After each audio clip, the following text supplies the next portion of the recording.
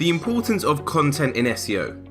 Whenever you're crafting some content for your website, always ask yourself, what value does this content provide to the user?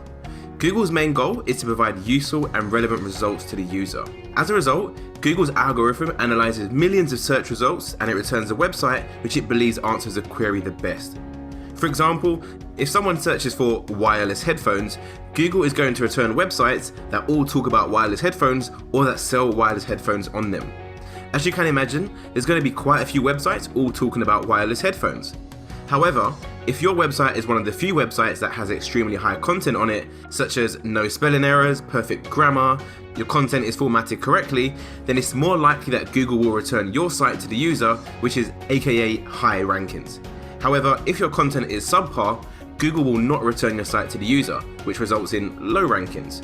So you really need high quality content to stand out.